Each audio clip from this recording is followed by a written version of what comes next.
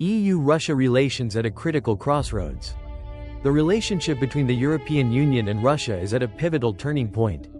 A recent article in the American Conservative bluntly urged Europe to face reality in its approach to Moscow, warning that if the EU truly intends to provoke an all-out war, it must fully understand the consequences.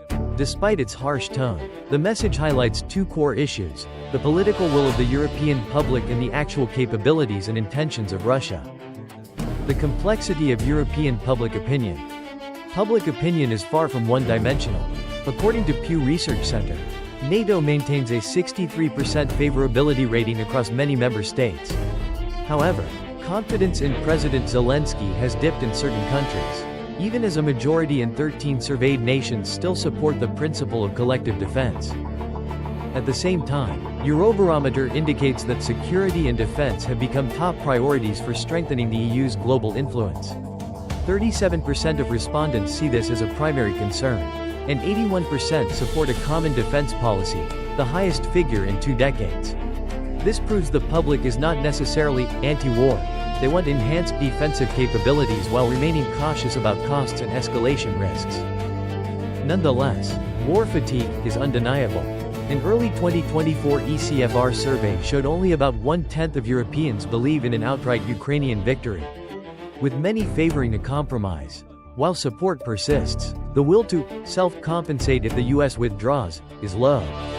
Foreign Affairs notes this trend as living costs rise and the front lines remain static, requiring EU leaders to pivot toward messaging a sustainable peace rather than absolute victory. While the idea that Western Europe will simply wait for US rescue is an exaggeration, the difference in the readiness to sacrifice between the East and West is a reality governments must face. Russia's strategy and capabilities. Strategic analyses suggest Russia is unlikely to attack NATO through conventional warfare in the coming years due to limitations in its air and naval forces.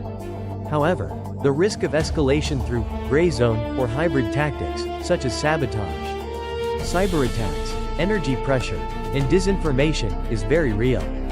The Quincy Institute emphasizes that Russia has no interest in a war with NATO, which would lead to a crushing defeat. Yet, brinkmanship remains dangerous without diplomatic channels alongside deterrence.